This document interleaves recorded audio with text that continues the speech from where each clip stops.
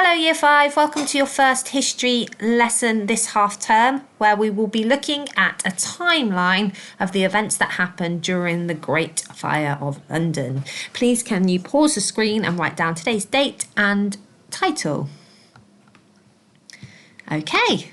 So today, Bronze, you're going to create a timeline using statements that I give you, and you need to put the events in chronological order. So chronological order is order of time from the furthest back all the way to present day.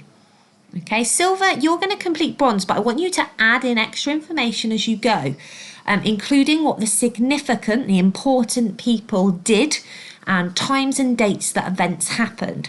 So most of you, I'm expecting you to do Silver today. I'd like you to get yourself a scrap piece of paper and a pencil or a pen, and as I'm going through the video, make some notes on the bits of information that you think would be good to add to your timeline. Okay, and then when you come to do the task, you'll be able to complete Bronze and add in your extra bits without having to rewind the video. And Gold, you're going to create your own horrible history style news report for each day. I'd like you to write the script for it and then read it aloud using your best news presenter voice. So, let me tell you all about the events of the Great Fire of London. So when did it happen? Just to put it in context for you, it happened in 1666.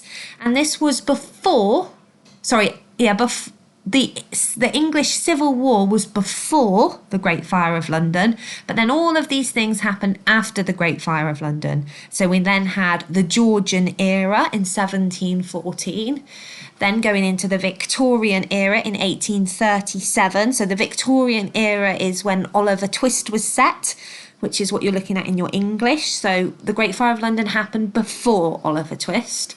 And then the First World War, the Second World War, and then you've got the present day. Okay, so just to put it into context a little bit for you there. So London leading up to the fire, just to tell you what London was like. So Charles II was the King of England at this time, and he followed the Protestant version of Christianity, which angered the Catholics in England and the Catholic countries in Europe. The monarchy, so that's the royals, was still unstable at this point, and Charles II's father, Charles I, had been beheaded, had his head chopped off, and the country was a republic, and a republic means a country that didn't have a monarch, so there was no royal family, for 11 years. So in 1666, England was at war with the Netherlands. This was called the Second Anglo-Dutch War, and because it was the second time the two countries had been at war, England was also at war with France in one of the many wars called the Anglo-French War. Now, both wars were about controlling the sea and trade routes, and fighting two wars was quite dangerous and expensive for England. Now, in our art lessons, we've been looking at Rembrandt, haven't we, the artist, and he was from the Netherlands, and we know that the Dutch, people from Netherlands, it was a very powerful country at this time. Since 1644, a terrible disease called the Great Plague had spread throughout Europe. And at the time, it wasn't known how the disease was spread, although we now know it was bacteria from fleas on rats that caused it. In 1665, it was the worst year of the plague in London, and 15% of the city's population died. So in 1665, the year before the Great Fire of London, it was the worst year for the plague. And you're going to be learning more about the plague when you come back to school. And then in 1659, a man called Daniel Baker warned that London was at risk of a destructive fire. So his reasons for this was the houses were made of wood and the roofs were often thatched. So the roofs were made of straw. So straw is very flammable, and so is wood.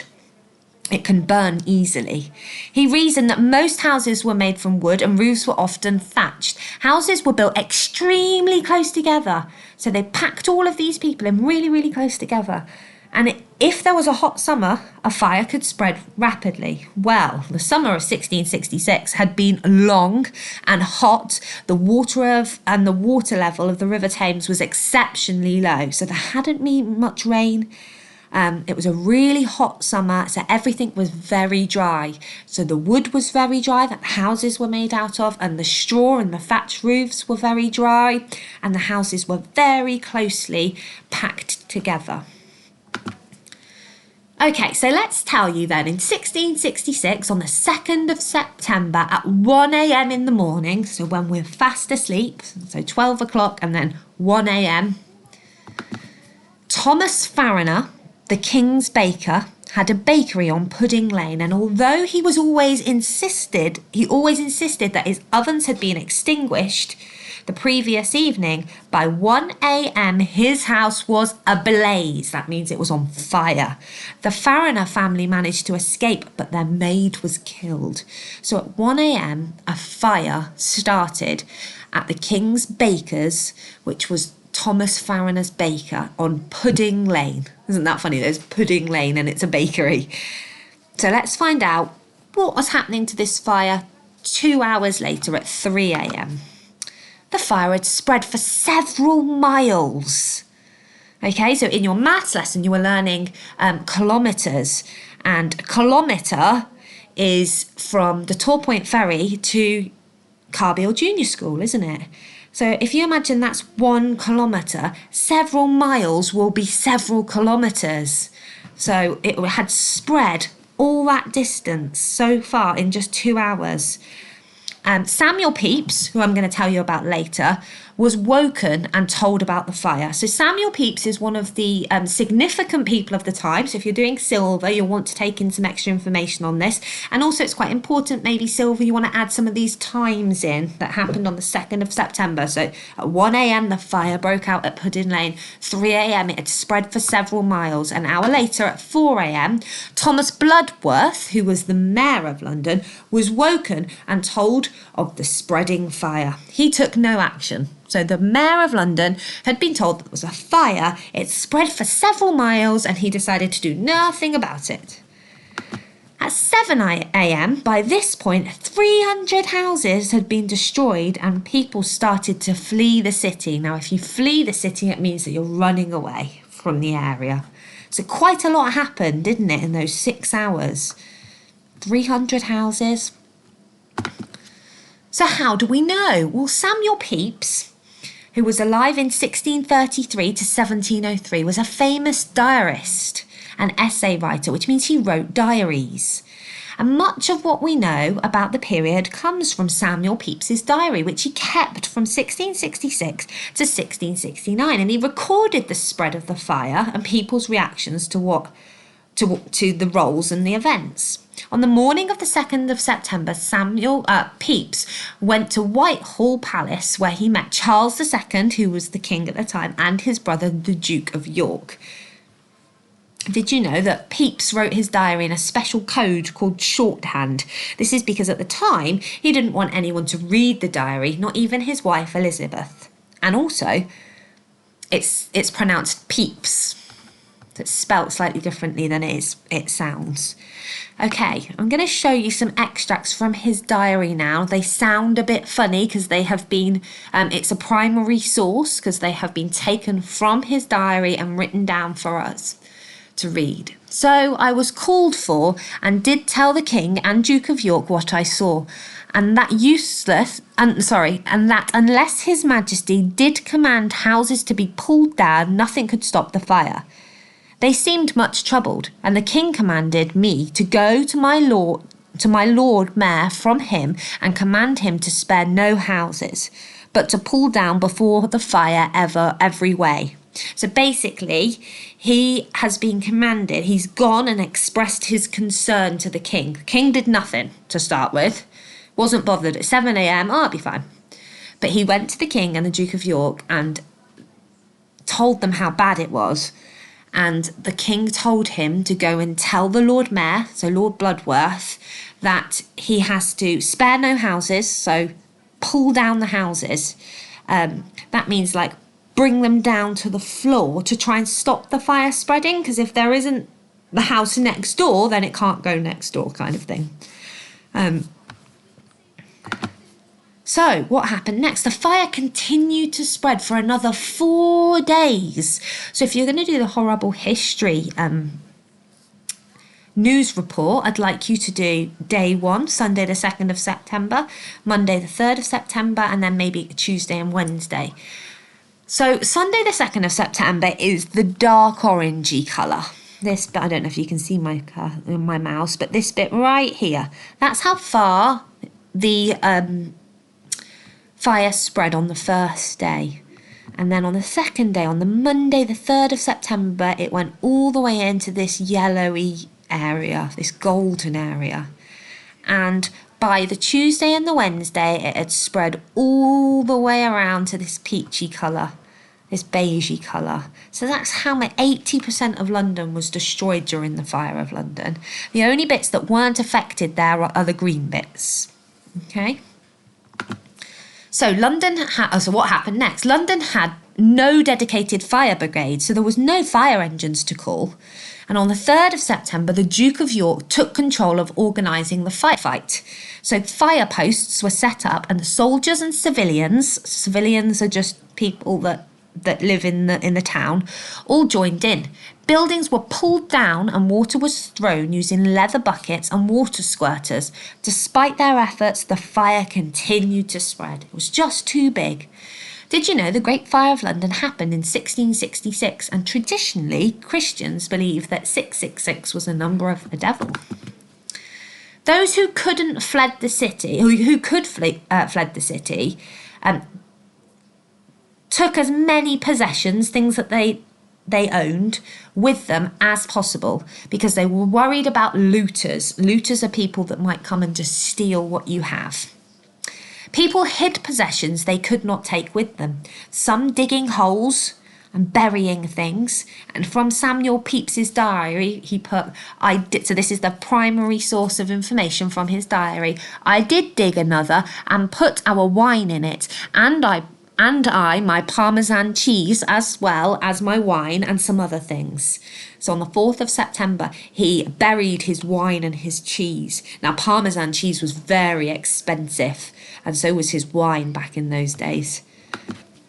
By the 4th of September, gunpowder was being used to blow up buildings, which made creating fire breakers quicker.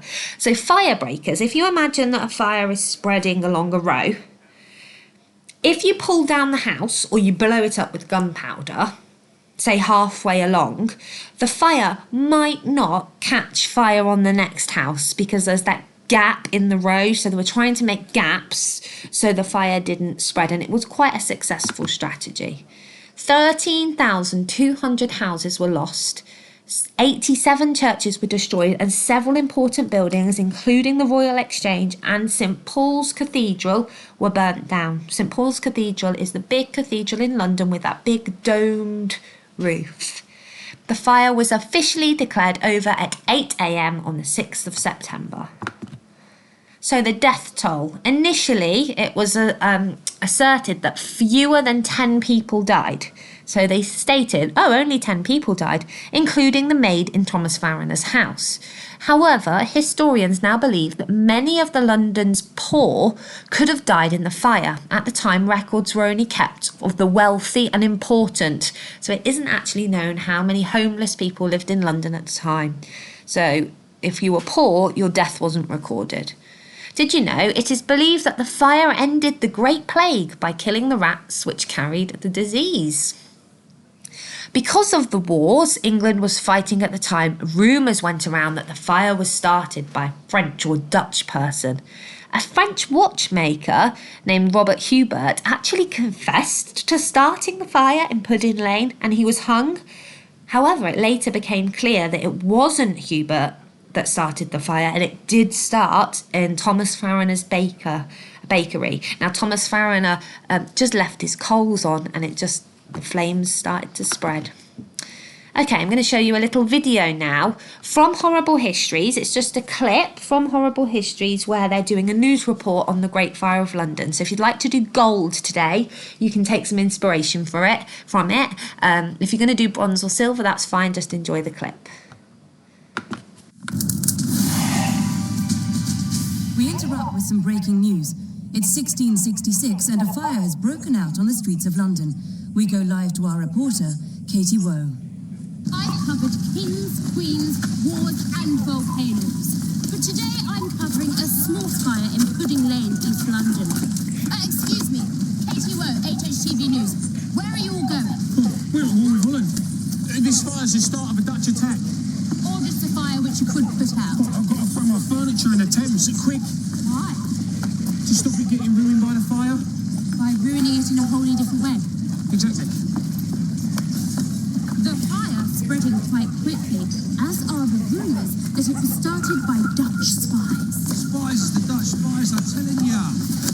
Fire! It wasn't Dutch spies, it was a terrible accident. Hot coals in the bakery oven accidentally left burning overnight. A bakery oven, and your name is? Well, Thomas Farron, a baker of King. Oh, you're a baker. How did you know it was started in a bakery?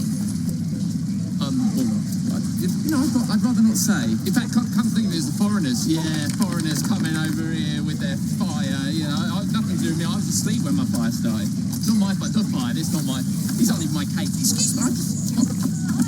It sounds like there's a bit of mystery as to how this now quite large fire started. I know why! Yes, old crone? It was because of that Polish chicken what laid an egg with a cross on it. Excuse me? Beware the egg! Beware the egg! Beware the egg! Or beware the fire. This is turning into a disaster and a cracking story. Join us later for more on this great fire of London. Oh, that's catchy. Can we use that?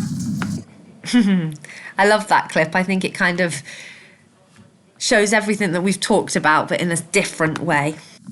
So let's go through the tasks again. Bronze, I'm going to give you some statements in a minute on the next slide, and I want you to put them in order. So starting with the first date, then going to the most current date. I want you to copy the information on it and make it like a timeline. So I want you to draw a line in your book and then put the events in order, and you can write the bits of information and you can draw some pictures around it to make it look a bit nicer too.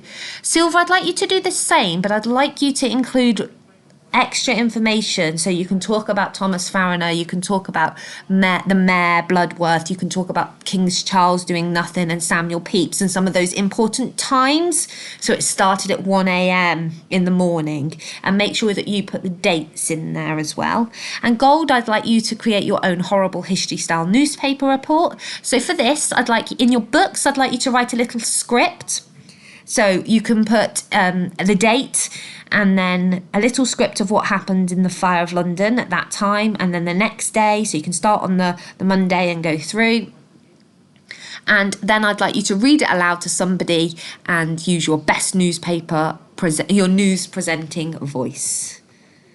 So these are your events, bronze and silver. So you can see like Thursday, early Sunday morning, early Monday morning, Sunday, mid-Sunday morning. You need to pause the screen, look at all of those events, find out which one is the start. You can write the sentence and put the title, so late Monday morning. You can draw the little picture too, but I need you to put them all in order on a nice long line to make your timeline. Silver, do that and add in the extra bits of information. If you want to, you could just put did you know facts around the different things. And that's the end of our lesson. So please remember to share your work with us. We'd love to see it on Teams, and enjoy researching, finding out more about the Fire of London and adding it to your timeline. Have a great day, Year 5. See you soon. Bye.